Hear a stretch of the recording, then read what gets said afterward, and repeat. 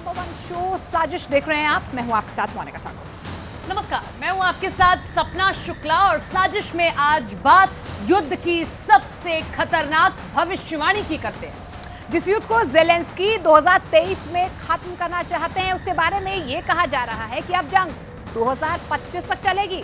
ये बात ज़ेलेंस्की के लिए बहुत बुरी खबर बनकर आई है, लेकिन इस दावे को लेकर पुतिन खुश क्यों है, ये बात आप जानकर चौंक जाएंगे। वैसे ये भी कहा जा रहा है कि इस युद्ध में 20 लाख से ज्यादा लोगों के मरने का भी डर है।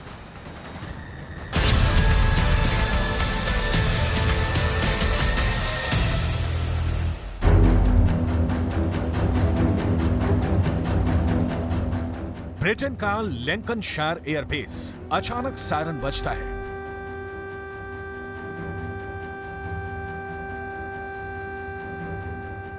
पूरा स्टाफ एक्टिव हो जाता है। ये रॉयल एयरफोर्स की क्विक रिएक्शन टीम है। ये भगदड़ नहीं, एक मिशन का हिस्सा है जो अचानक शुरू हुआ है। फिर खुलता है एयरबेस का वो हैंगर जिसमें मिशन को पूरा करने वाला हथियार रखा गया है। ये है यूरोफाइटर टाइफून लड़ाकू विमान। बाहर पीले रंग के बोर्ड पर लिखा है, जहाज पूरी तरह से मिसाइलों से लैस है, खबरदार रहें। यूरोफाइटर टाइफून हैंगर से बाहर निकलता है और फौरन टेक ऑफ कर जाता है। ये लॉन्ग रेंज मिशन है। रास्ते में मिड एयर रिफ्यूलिंग भी की जाती है। पीछे और यूरोफाइटर टाइफून तैयार है और वो भी टेक ऑफ करते हैं। मिशन बहुत खतरनाक है। हर जहाज पर मिसाइल और बम फिट है और इस तरह से यूरोफाइटर आसमान को चीरते हुए आगे बढ़ जाते हैं। ब्रिटेन की रॉयल एयरफोर्स ने करीब 2 मिनट का ये वीडियो इसलिए वायरल किया है ताकि मॉस्को में बैठे पुतिन को पता चल जाए कि यूक्रेन के बाद अगर युद्ध आगे बढ़ा तो अंग्रेजों की सेना तैयार है और रूस को करारा जवाब दिया जाएगा। ब्रिटेन ने अपनी तैयारी दिखा दी है, लेकिन क्या उसे मालूम है कि रूस और यूक्रेन को लेकर ब्रिटेन के एक पूर्व जनरल और ज्वाइंट फोर्सेस कमांड के चीफ रह चुके जनरल रिचर्ड बैरन्स ने क्या कहा है? तो जवाब है कि जनरल रिचर्ड बैरन्स ने साफ साफ कह दिया है कि यह युद्ध 2025 तक चलेगा। यानी 2022 में शुरू हुआ यूक्रेन का युद्ध 2025 तक चलता रहेगा। सवाल है कि इस युद्ध में पुतिन की हार होगी या ज़ेलेंस्की ये जंग जीत जाएंगे। यूक्रेन पर रोजाना मिसाइलों की बरसात कर रहे, रोजाना ज़ेलेंस्की के शहरों में तबाही मचा रहे पुतिन ने बहुत साफ साफ बता दिया है। अपने हथियारों और अपनी फौज पर पुतिन को इतना यकीन है कि रूस के राष्ट्रपति ने कह दिया है कि रूस को हराना नामुमकिन है। ये पुतिन की तरफ से यूक्रेन को ही नहीं बल्कि पूरे यूरोप को वार्निंग है। Я понял, почему мы победили в Великой Отечественной войне. Но победить такой народ с таким настроем невозможно. Мы абсолютно были непобедимы. लेकिन सवाल फिर से कि क्या ये युद्ध 2025 तक चलेगा? ब्रिटेन के एक पूर्व जनरल और ज्वाइंट फोर्सेस कमांड के चीफ रह चुके जनरल रिचर्ड बैरन्स ने जो कहा है, उसके मुताबिक अभी युद्ध 2023 में भी चलता रहेगा। ये युद्ध 2024 में भी चलता रहेगा और इस युद्ध को दुनिया 2025 में भी देखेगी। कुल मिलाकर यूक्रेन पर गोले बरसते रहेंगे, मिसाइलों से हमले होते रहेंगे। कीव से लेकर खार्किव और बखमूत से लेकर ओडेसा तक बहुत से शहर पूरी तरह से तबाह हो जाएंगे। जो बातें ब्रिटेन के पूर्व जनरल रिचर्ड बैरन्स ने बताई है, उसके मुताबिक यूक्रेन का काउंटर अटैक रूस को पीछे धकेलने में नाकाम साबित होगा। ना ही ये पुतिन की सेना की मौजूदगी को किसी तरह का नुकसान पहुंचा पाएगा। जनरल रिचर्ड बैरन्स ने कहा है कि वैगनर चीफ प्रिगोजिन की मौत का रूस के स्पेशल ऑपरेशन पर कोई असर नहीं पड़ा है, ना ही पड़ेगा। हाँ, इससे सैनिकों के बीच पुतिन को लेकर वफादारी पर असर पड़ सकता है। रूस की फौज थकी हुई है, हथियारों की कमी है, लेकिन ये बातें तो यूक्रेन के साथ भी हैं और हथियारों की दिक्कत तो यूक्रेन के सामने ज्यादा है। ऐसे में युद्ध में इस वक्त इस दलील का कोई खास मतलब नहीं है, क्योंकि रशियन आर्मी की सप्लाई लाइन बरकरार है। इस वक्त यूक्रेन के लिए नाटो ने अपनी तिजोरी खोली हुई है। लेकिन क्या पुतिन 2023 तक अकेले ये सब कर पाएंगे? क्योंकि फिर उनके सामने 2024 का भी साल है और उसके बाद 2025 भी है। रूस की सप्लाई लाइन कब तक नहीं थकेगी? अब ऐसे वीडियो रूस से आ रहे हैं जिससे लगता है कि पुतिन का युद्ध अब बैकफायर कर रहा है। यहाँ सेंट पीटर्सबर्ग में एक गोदाम में आग की तस्वीरें हैं। यहाँ से शहर का एक बड़ा तेल डिपो करीब ही है। आग कैसे लगी पता नहीं, लेकिन इसी वीडियो ने रूस में बेचैनी फैला दी है। जब भी रूस में कहीं आग लगती है तो लगता है कि यूक्रेन ने ड्रोन से हमला कर दिया है, क्योंकि रूस पर अचानक से ड्रोन हमले तेज हुए हैं और जहां-जहां ज़ेलेंस्की के ड्रोन हमले करते हैं वहां से आग लगने की ऐसी ही तस्वीरें आती हैं। अब ज़ेलेंस्की ने साफ-साफ कह दिया है कि जब तक यूक्रेन पर कब्जा रहेगा तब तक ना यूरोप सुरक्षित है और ना ही रूस चैन से बैठ पाएगा।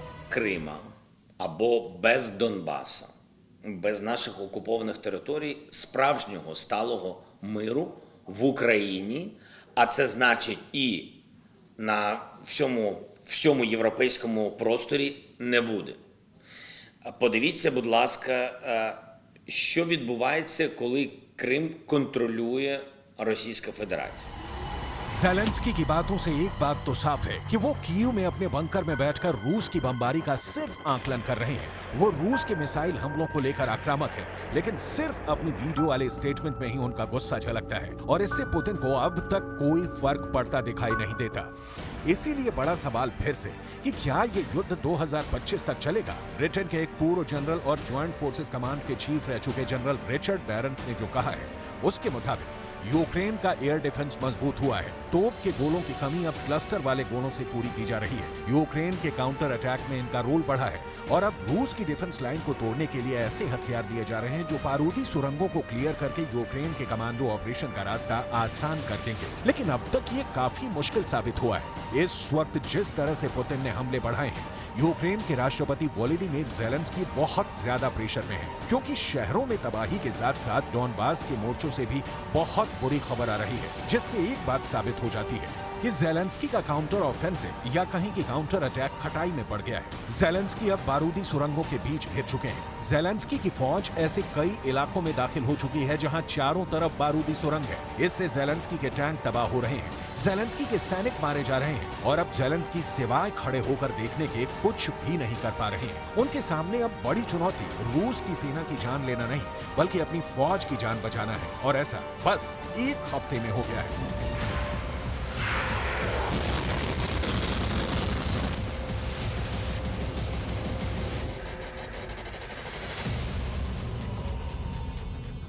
Але дійсно там, де перейшли вже в наступну лінію, ситуація дещо інша, тому що ворог значно сильніше укріплюється, і окрім уже безпосереднього замінування, ми бачимо і бетонні укріплення, наприклад, під основними пануючими висотами. І нашим Збройним силам доводиться дуже багато перепон долати для того, щоб рухатися. Але इस वक्त ज़ेलेंस्की और उनके कमांडर्स के सामने बहुत बड़ी चुनौती है। सबसे बड़ा चैलेंज तो अपनी फौज को संकट वाले इलाके से निकालना है। पुतिन की फोर्स ने बखमूत से लेकर ज़पोरिज़िया तक सभी फ्रंट पर बारूदी सुरंगों का एक ऐसा जाल बिछा दिया है जिसके बीच से निकलना अब ज़ेलेंस्की और उनकी फौज के लिए आसान साबित नहीं हो रहा। ऐसा लीमान में हो रहा है, ऐसा हाल बखमूत में भी है, ऐसा हाल अब दीविका और मरिंका में भी देखा जा रहा है। ज़ेलेंस्की कीव में बैठे हैं, लेकिन असलियत में वो पुतिन के इस बारूदी जाल में बुरी तरह से फंस चुके हैं।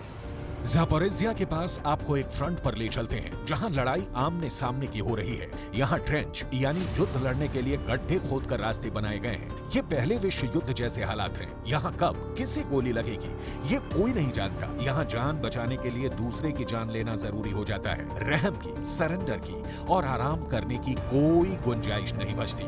यहाँ ट्रेंच में घूम घूम कर अपने मोर्चों और डिफेंस लाइन को और मजबूत करना पड़ता है। किस कोने में मौत छुपी है, किस कोने से ग्रेनेड हमला होगा, ये बस 2 सेकंड पहले पता चलता है और तब तक देर हो जाती है। इस बीच यूक्रेन की मोबाइल एयर डिफेंस यूनिट को ज्यादा एक्टिव कर दिया गया है, जो कम ऊंचाई पर उड़ने वाले हेलीकॉप्टर और ड्रोन को टारगेट कर रही है।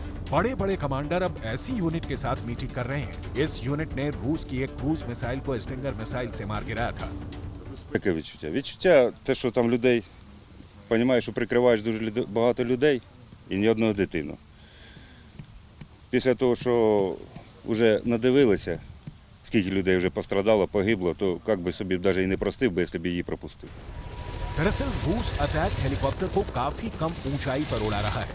कहीं कहीं ये हेलीकॉप्टर पेड़ों की ऊंचाई पर उड़ रहे हैं, जिससे ज़ेलेंस्की की शॉर्ट रेंज वाली एयर डिफेंस मिसाइल को बहुत ज्यादा चौकन्ना रहना पड़ता है। यूक्रेन की फौज बारूदी सुरंगों के बीच रहकर पूरी तरह से घिर चुकी है और वो रूस का आसान निशाना बन रही है। ये पुतिन की फौज की बहुत ही कारगर रणनीति साबित हुई है। इसने ज़ेलेंस्की को यह एहसास दिला दिया है कि जो शिकार करने चला था वो खुद शिकार बन गया है। पुतिन की बारूदी सुरंगों और अटैक हेलीकॉप्टर्स के बीच ज़ेलेंस्की और उनकी फौज अब एक पुतले की तरह नजर आ रही है। या तो ज़ेलेंस्की की फौज खुद को बारूदी सुरंगों से बचाए या फिर वो अटैक हेलीकॉप्टर की रेंज से बाहर रहे। ज़ेलेंस्की की सेना ज्यादा प्रेशर में है क्योंकि यहाँ रूस की डिफेंस लाइन ज्यादा मजबूत है। ज़ेलेंस्की के लिए इस डिफेंस को तोड़ना आसान नहीं है। सामने बारूदी सुरंग है, स्नाइपर है और ड्रोन की निशानदेही पर यहाँ मोर्टार हमले भी होते रहते हैं। इन सबसे कोई बच भी जाए तो पुतिन के अटैक हेलीकॉप्टर तो यहाँ भी मंडराने लगते हैं और उनकी नजर में कोई हरकत आई तो वहाँ रॉकेट की बरसात हो जाती है। देखा जाए तो पुतिन के इस युद्ध को रोकने में ज़ेलेंस्की तो फेल हुए, साथ ही उनका सबसे बड़ा दोस्त अमेरिका भी बार बार पीछे हटता नजर आया है। नाटो तो पहले से ही पुतिन से घबराया हुआ है। पुतिन बता चुके हैं कि यूक्रेन को नाटो से मिल रहे टैंक और बख्तरबंद गाड़ियां उनकी टारगेट पर हैं और रूस की फौज का लगातार शिकार बन रही है। अब तक ऐसे 30% हथियारों को खत्म कर दिया गया है जो नाटो से मिले हैं, इसीलिए नाटो की मदद भी फेल साबित हो रही है और ज़ेलेंस्की बहुत बड़ी मुश्किल में घिर चुके हैं, जिसमें से उन्हें सिर्फ रूस निकाल सकता है, ऐसा पुतिन के समर्थक दावा करते हैं।